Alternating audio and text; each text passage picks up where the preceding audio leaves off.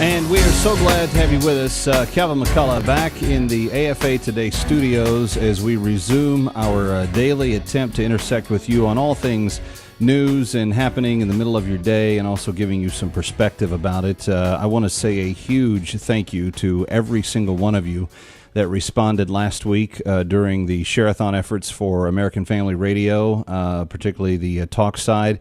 We came away with a very clear understanding that in record numbers, in more ways than you have ever expressed in the history of American Family Radio, that you want us here, that you need us here, and that we are going to be more committed to serving you with the very best news and information and opinion, perspective, analysis on it that we can possibly give you every single day. We were just from, and I can say this affirmatively, I was in the control center on the final night as everything was winding down, and from Tim Wildman, the president of AFR, all the way through the organization, there was just this realization that you, the AFR viewer and listener, online user, app user, that you had spoken in a way that was pretty special. You had, by a larger number of dollars and a larger number of calls than in many of the recent share-a-thons, expressed your votes. You had voted for the future of AFR, and at the end of the day, we were all very, very grateful. It was a great week. Last week, I got to spend some time with Brian Fisher, a little bit of time with Crane Durham, a little bit of time with Dan Celia, a lot of the staff and management there at the home base in Tupelo. But they sent me right back here to New York, so I'm dutifully standing my post as the chief watcher in New York, and here in the middle of the news industry and what's going on in terms of the day-to-day happenings and the headlines. We are trying to keep our eyes peeled for you so that you know what's important. For instance, one of the things that is important, and one of the things that we did not take time to discuss last week, but I want to make sure we have plenty of time to alert you to it so that you can be aware of it, so that you can actually go do something about it, is found at onenewsnow.com. Now, that's our sister organization. They do a great job online of keeping you informed on a daily basis of what news is, and especially the stories for faith and family-oriented people.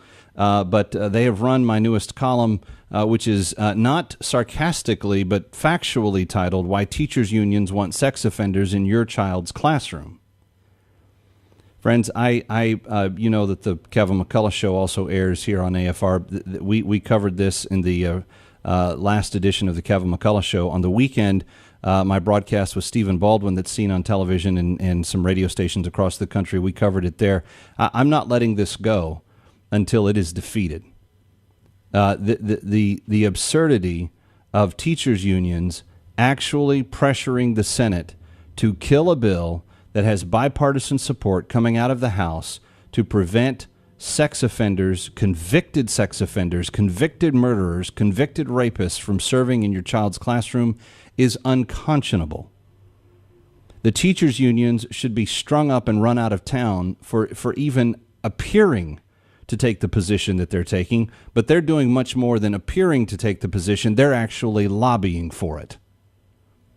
And that's the trouble. If you go to onenewsnow.com and you, it may be in the scroll at the top, but if it's not, go to the opinion section, the perspectives in the bottom right-hand corner.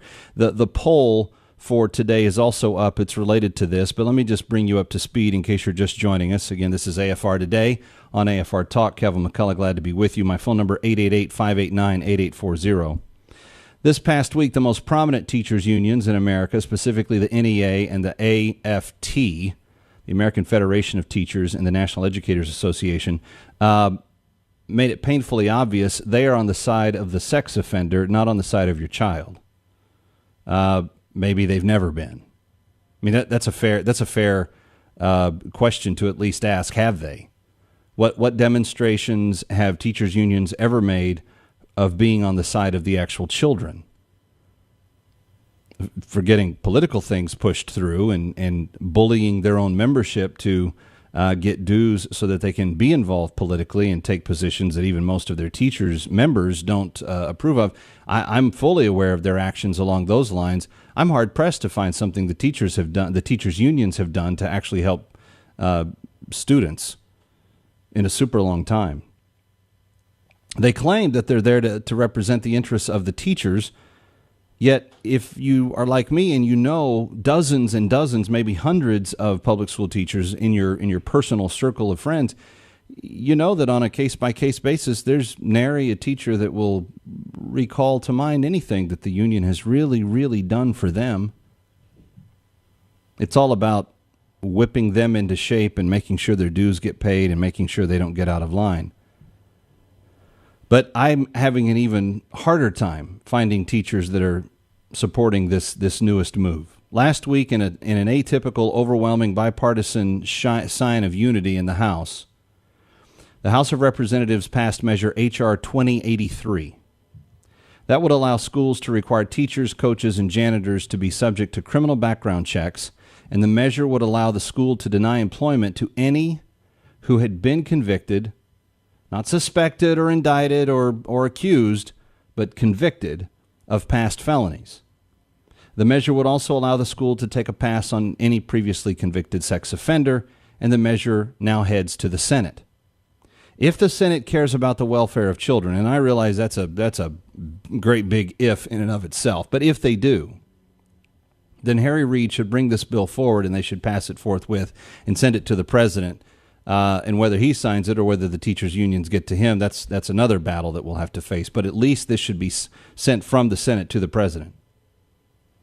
The problem is they may not care about their kids. They may not care about your kids. They may not care about the kids of this country. So we have to help them understand why it's important. And here's why it may be tough. The Senate is majority Democrat in party affiliation. Now connect the dots. If the Senate is run by the Democrats in the majority, and the teachers' unions give massive campaign dollars to Democratic candidates, specifically Democratic incumbents, specifically running for elections in 2014 and 2016, well, then you see kind of what they're up against. So now Majority Leader Harry Reid is being lobbied hard by the teachers' unions to either kill this bill or to see to it that it gets defeated in the Senate. Now, remember, in the House, even the communist House of Representative members voted in favor of it. That's how simple and plain. The only one who didn't really support it was Keith Ellison, the Muslim congressional member from Minnesota, the one that was sworn in to office he took his oath on the Quran instead of the Bible. But he said, well, it doesn't demonstrate enough redemption for the people that have been through the process. I asked the question in my column, why would the unions representing the teachers of America, who, in all fairness, I believe the teachers themselves would universally support this measure, unless there are some teachers in the ranks that have criminal backgrounds or are sex offenders that people don't know about, and then, of course, they wouldn't support this. But I think normal teachers, law-abiding teachers, teachers that get into the business because they love kids and they want to see kids helped, I think I think you'd have a hard time finding even one of them that would say this is not a great bill. So why are the unions doing this? Why do they want to put rapists in the classrooms with the children? Why do they want to put the child rapists in the classrooms with the children? Again, if you want to read this for yourself, it's on onenewsnow.com. My hunch is this. I think the teachers' unions believe that I don't think that they think that anybody really cares. I think that they're taking a hunch, that they're placing a wager that no one is going to really step up and cause a fuss about this. Now, I started talking about it last week. I'm not going to stop talking about it until Senator Reid passes the bill. This must happen. This must occur. But maybe the teachers' unions are onto something here. Maybe their hunch that people won't cause a stink, maybe they're onto something there, and let me explain what I mean by that. This last weekend, a movie theater in one of our nation's largest cities defied both the law, the good common sense, the guidelines of the Movie Picture Association of America, and openly advertised. Didn't just do this on the side and then not tell anybody. No, they actually ran articles in the New York Times and I don't know, had press avail so that people could come and ask them if they were really doing this. And they said that they were. They actually made it known that they were actively encouraging kids under the age of 17 to come see a very graphic lesbian film in which there is nothing left to the imagination. It's about 3 hours in length.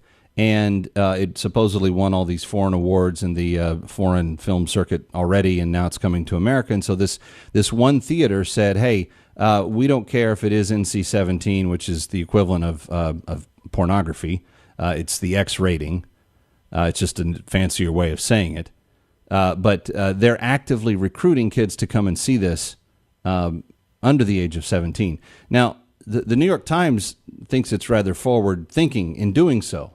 At least the cultural reporter A.O. Scott does. A.O. Scott is his name.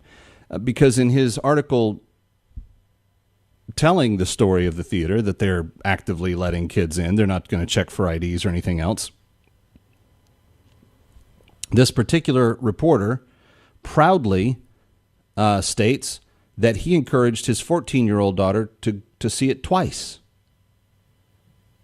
Now imagine in the 50s and 60s, taking your child in to see pornographic material in a pornographic shop or the peep show at the edge of town or wherever else.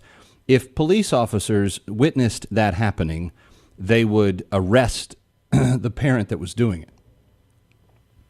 If people saw it of good conscience and they called the police, the authorities would deal with that. In fact, there's a very good possibility that a parent taking their child to actively engage them visually with pornography could be accused of being a sex offender. Why? Because you're sexually enticing your child with the material that is in front of them that you are encouraging them to watch. I can't imagine a father taking his 14-year-old daughter to go see, who may very well be in the throes of puberty herself, taking her to go see an overtly pornographic sexual 3-hour movie that leaves nothing to the imagination, that according to people that's seen it, and I haven't and I won't, but according to those that have, worked very hard to shoot things on camera that are not usually shown. See, if the teachers' unions are judging from this story and this parent and saying, well, that's where parents are really at now, they're probably saying, hey, having sex offenders in the classroom is not really that big of a deal. After all, some of them got the label of sex offender for showing pornography to kids, trading online pornography with children. That's how some of them got labeled sex offenders to begin with. Now, add to that little sidebar that I just introduced the issue that in every one of those child, student, teacher sex stories that came out over the last 10 years, every one of them, the teachers' unions went to bat for the teacher. They went to legal defense for the teacher. They went to PR defense for the teacher. Remember that every time a teacher has sexed up a child, the teachers' unions have always come to the aid of the teacher, not the child. You put all of that together, and it's pretty obvious that the teachers' unions don't really care. And worse now, they're lobbying to put sex offenders in your child's classroom. What is your reaction to this? 888-589-8840. It's AFA Today. It's Monday. I'm Kevin McCullough, back in New York and glad to be with you. 888-589-8840. Why do the teachers' unions want to sex up your kids with sex offenders in the classroom? Let's talk about it next.